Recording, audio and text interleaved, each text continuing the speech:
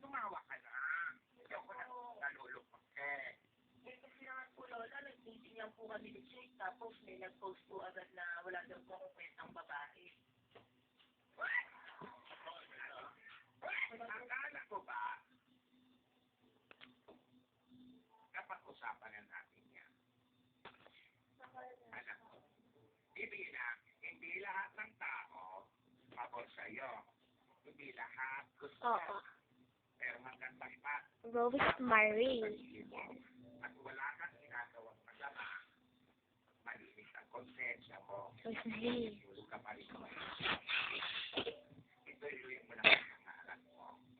Ha? Ang liit ng ano niya dito, no? Matutupunan sa buhay. Hindi puro Yung upper lip. ha? Hindi puro hindi na. Ilang taong ka na ba? 20 po, Lola. Tapos sa March po, mag-21 na. Batang-bata ka pa pala.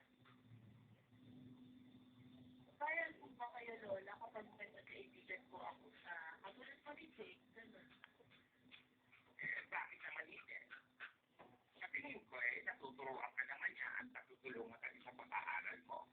Oo nga po, Lola. Yun nga po actually yung nagustuhan ko po sa kanya.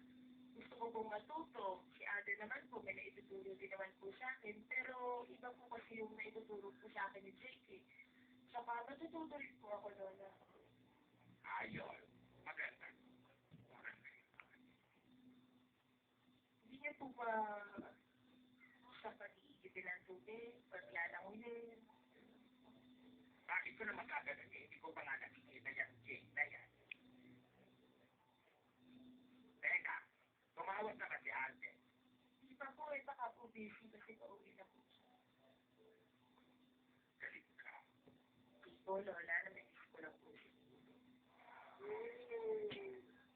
Bibila. Ano ba yung itsura ng Jake? O Lola, mukhang artista. Artista? Mukha pong artista. Si Jose Manalo at si Wally Bayona, artista yun. Kinakasama ko, Bibila. Kasi sabay kayo, Lola. Ang totoo po kasi yan, yung kanino po niya, saka po yung husay. Paula yan. Ang masarap ko. Ang pinag-usapan na rin po namin sa group page ko yung simula na rin po yung negosyo namin. Saka tutulungan na daw po ako, Lola. Pati po sa pagpupuhunan, saka sa tamang pagsisimula, saka sa pagpapatakot po ng negosyo. Ganun lang pala yun. Oh, eh bakit nung isang araw parang kinikilig ka?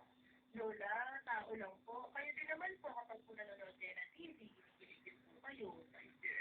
Natutuwa lang po ako kasi pinapansin niya po ako saka madali siya kasama po sa mga projects namin.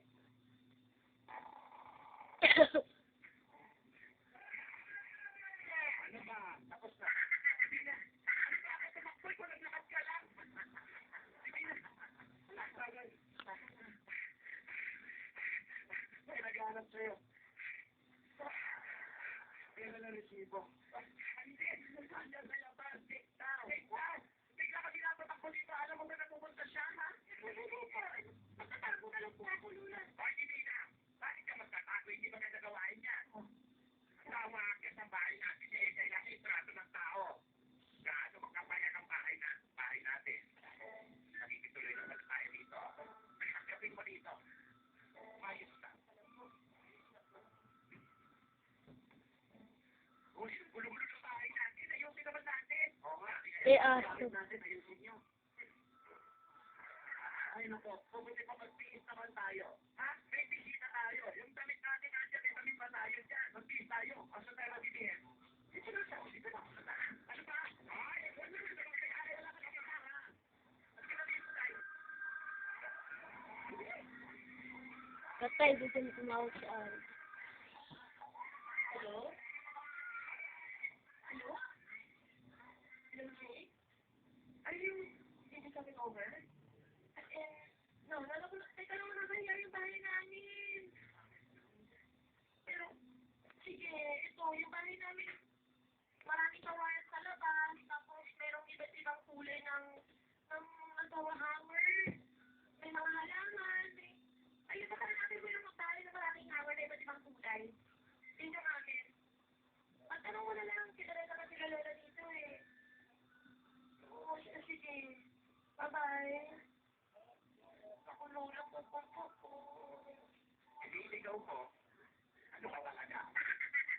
Sabi-sabi mo kung bakit natin tapos kayo